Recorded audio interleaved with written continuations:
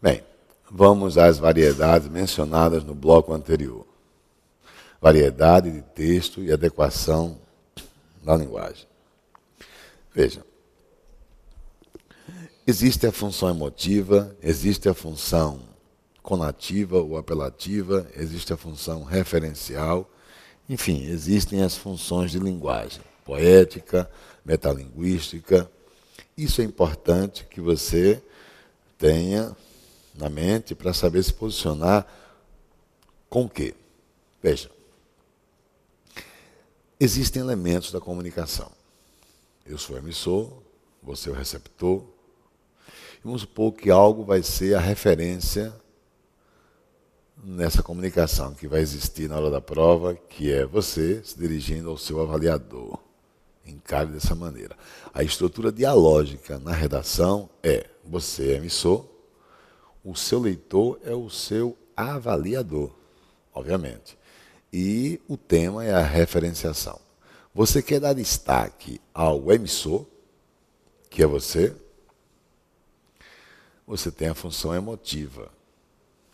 Função emotiva. Você quer dar destaque a quê? Você quer dar destaque ao receptor, que é o seu avaliador, é a função conativa.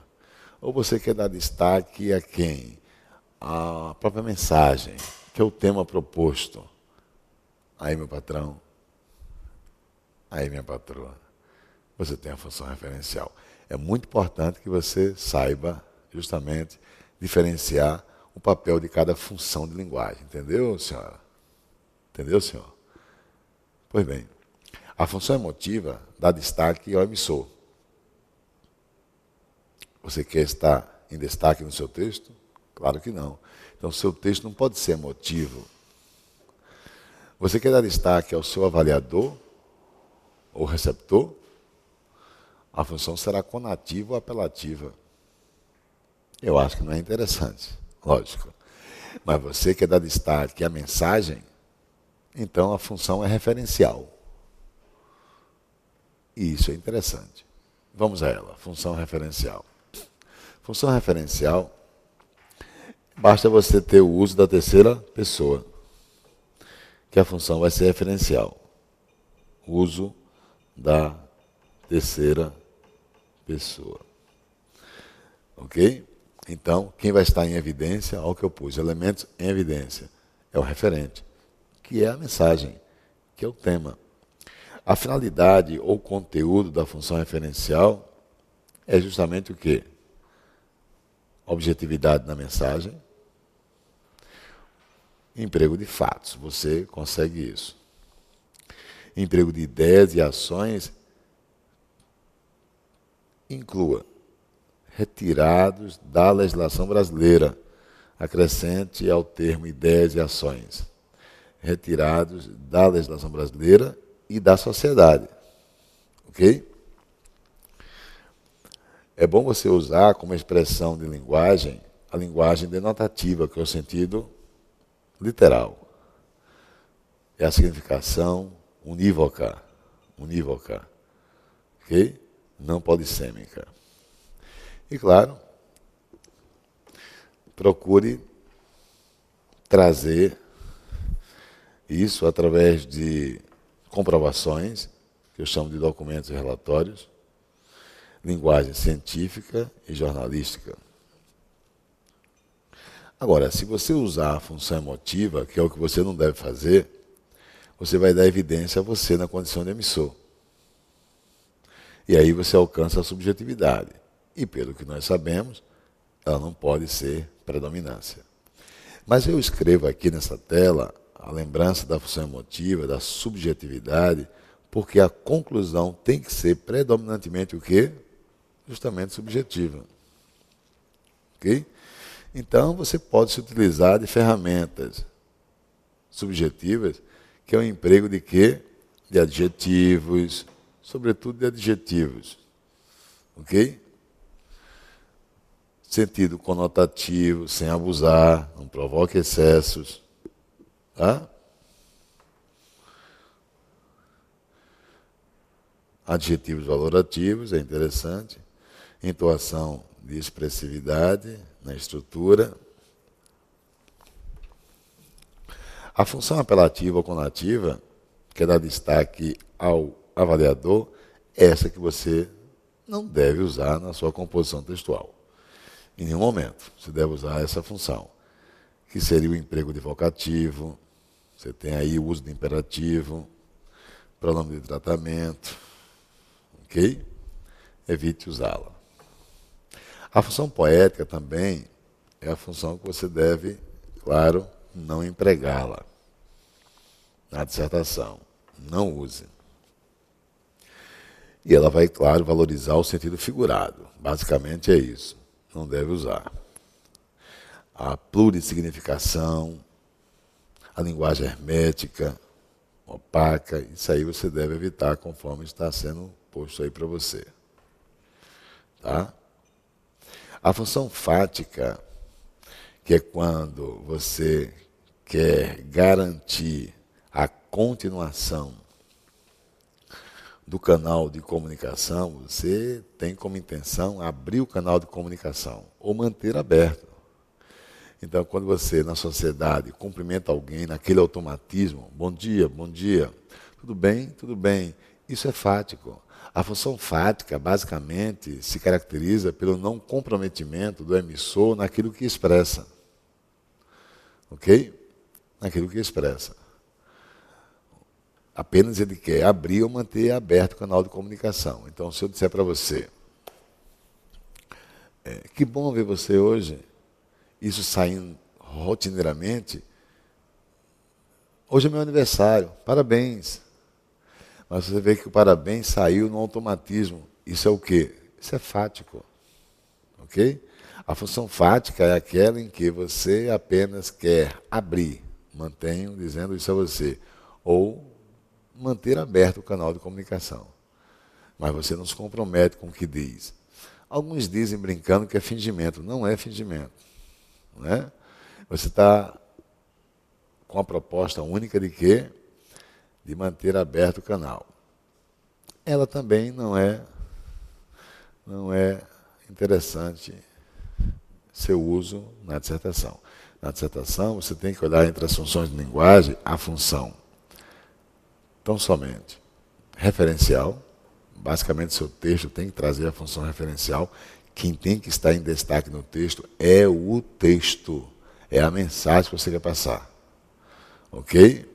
Você pode até usar uma primeira pessoa, que caracteriza a subjetividade, mas não sendo você essa primeira pessoa.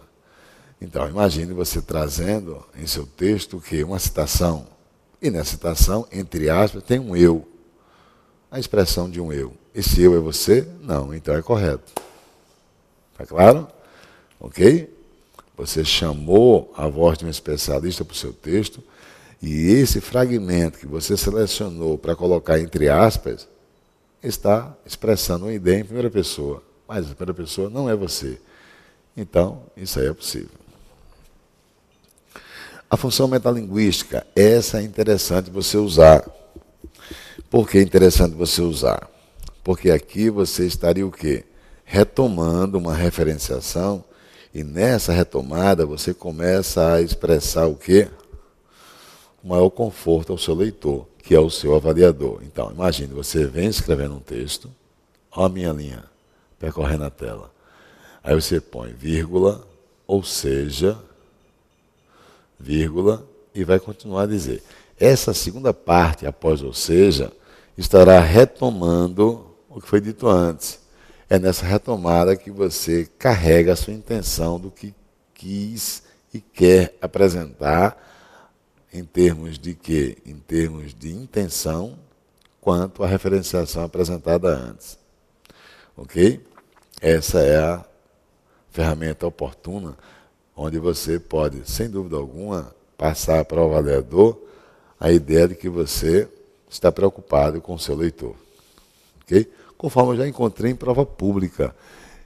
Eu encontrei em prova pública, inclusive, usando a função metalinguística, metalinguagem, dizendo que após, ou seja, na linha tal, quando você ia para lá, era a função metalinguística. Aí podemos afirmar que, ou inferir, melhor dizendo, que o autor se preocupou com o seu leitor. Perfeito. Quando você retoma algo dito antes, fazendo uma metalinguagem do que foi dito antes, e claro, materializando muito mais a sua intenção no que você quis mencionar, isso é oportuno, porque dá um maior conforto ao leitor do texto. Ok? Retomando a ideia. Então, a função metalinguística tem como evidência o próprio código. O próprio código. Ou seja, a própria expressão, que é o uso da língua portuguesa. A finalidade, o conteúdo, está aí. Informações para estabelecer ou explicar a linguagem. O sentido de linguagem é denotativo. É denotativo. E aí eu digo a você, quando você estiver escrevendo o seu texto, você tem que o quê? Se preocupar em usar a função referencial, porque o destaque cai sobre o próprio texto e não sobre o emissor, sobre o receptor. Ponto número 2. É interessante usar a função metalinguística para você retomar uma referenciação que há em seu texto e com isso você mostrar ao seu leitor, o avaliador, que você se preocupou em tê-lo próximo na intenção do que você quer esclarecer. Ok? A função metalinguística é muito usada em dicionários. Então, você tem um dicionário. Eu não sei o que significa a palavra insólito. Eu vou ao dicionário e vejo que insólito é incomum. Sabendo que a palavra insólito significa incomum, o significado encontrado é a metalinguagem do que eu procurei. Num texto é um pouquinho diferente. Você não vai apenas se preocupar em retomar o referente para trazer o significado, mas tenta já contextualizar, olha o que eu vou dizer a você, contextualizar o significado na sua intenção. Eu vou dar um exemplo,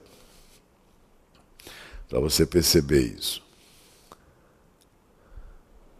Sandra está na comunidade há quase 2 décadas. Ela sempre recebeu quem bate à sua porta com o olhar humano e com atenção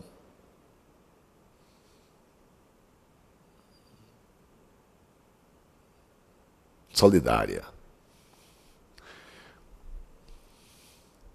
Sempre quem somou à sua porta foi recebido com satisfação, com meiguice, com carinho, com afeto, olha a numeração.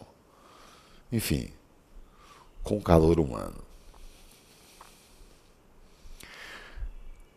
Candidatou-se a líder comunitária e foi aclamada por quase 90% da comunidade. Após 3 anos representando a comunidade, fez-se vereadora.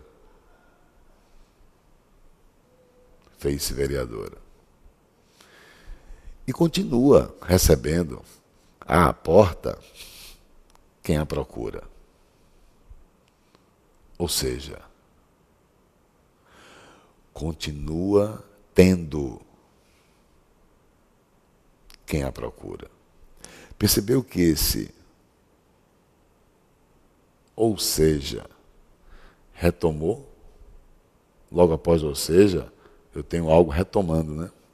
E eu concluo o texto dizendo, certamente, Sandra, logo, logo será deputada.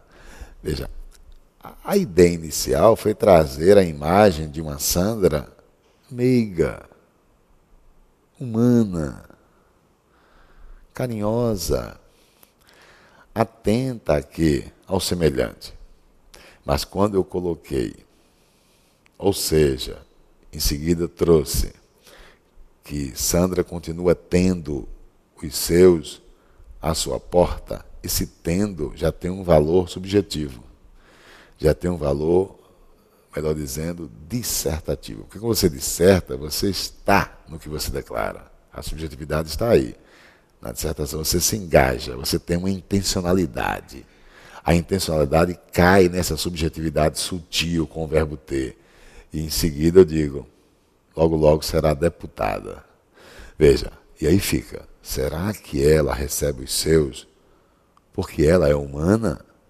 Ou porque ela tem a intenção de galgar o quê? Estamentos na política. Percebe? Eu vou repetir mais ou menos o texto, claro. Sandra está na comunidade há quase 2 décadas.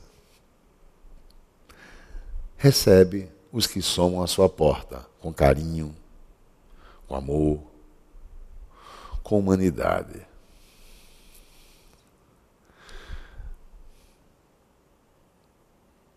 Com quase 3 anos na comunidade, Sandra foi eleita líder comunitária.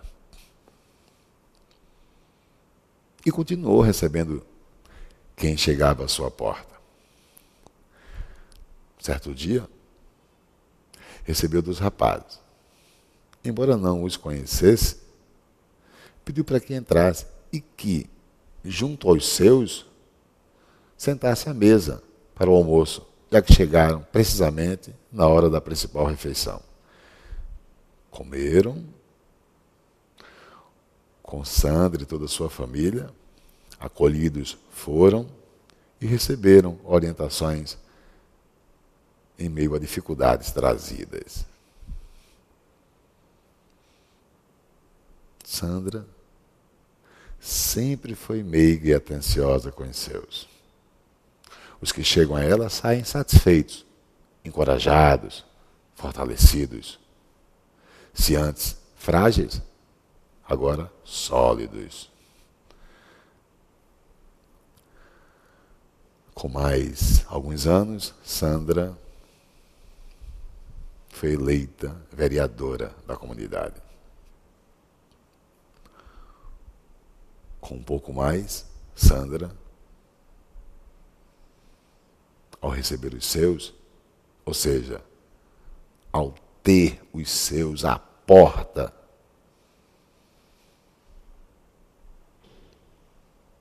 é uma questão de tempo, será deputada. Ou seja, ter, percebeu? Tem uma intencionalidade aí, deixada pelo redator.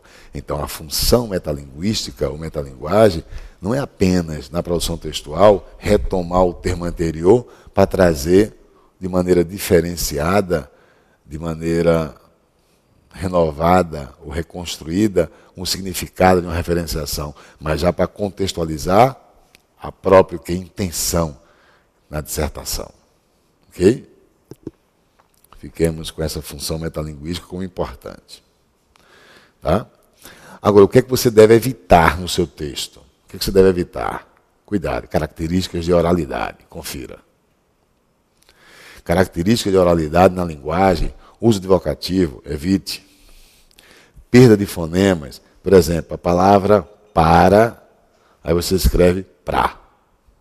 Isso caracteriza a oralidade, tem que ser evitado, tem que usar o para.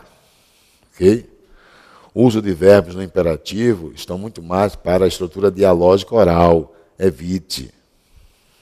Repetição de palavras na composição do texto. Evite. A repetição só seria oportuna se a sua proposta fosse gerar o quê? Um destaque para o vocábulo. Reiterar o vocábulo. Evite isso. Tá? Isso são características de texto oral e não de texto escrito. Deixa eu chegar agora, mais uma vez, com essa obra aqui. Ó. Lembra dela? É, meu patrão. Olha ela aqui. Vamos trazê-la mais uma vez. Ó, dá um foco aí. Lembra dela? Isso, deixa aí, ó. Maria Tereza Serafini, Como Escrever Textos. Eu vou terminar este bloco com algumas lembranças da autora. Vejamos na tela. Progressão textual em quem? Em Maria Tereza Serafini. Em qual obra? Como Escrever Textos. Ela nos ressalta que eu posso sequenciar, olha, progressão textual. Eu posso sequenciar um parágrafo ou um texto trazendo preenchendo essas condições. Por quê? Quem e como organizou a execução? Põe a interrogação no final. Por quê? Organizou a execução. Quem organizou a execução? Como foi organizada a execução? Isso quando, claro, o contexto for, o referente for uma execução. Ela tomou como exemplo uma execução. Você vai tomar como exemplo, claro, uma referenciação na prova pública. O que se esperava da execução? Isso vai dar progressão. O que impressionou mais? Em que foi a execução diferente do esperado? E o significado e balanço da execução. Veja que esses itens, quando preenchidos, garantem você o quê? Garantem um deslocamento do leitor, um aprofundamento ou uma verticalidade, ou uma imersão, ou um aprofundamento, chame como você quiser. Só não garante você permanecer com a mesma ideia, né? Não garante permanecer. Veja. Por quê a execução? Quem organizou a execução? E como foi organizada? Isso já gera o quê? Uma progressão no texto. O que se esperava da execução? O que impressionou mais? Em que foi a execução diferente do esperado? Quer dizer, criar perguntas, é isso, enfim, que a autora quer mostrar. Você pode criar um roteiro de perguntas e cada resposta apresentada para as perguntas vai gerando o quê? Uma progressão no texto. É isso que ela quer. Veja essa outra progressão que ela traz. Ela garante que eu posso alcançar uma progressão no meu texto apresentando causas para um referente, causas do terremoto. Ela pegou como referente o terremoto. Depois que surgem as causas, vêm os efeitos do terremoto. Veja que não é muito diferente do que nós vimos, né, na literatura de Van de Mediato, A Forma do Texto.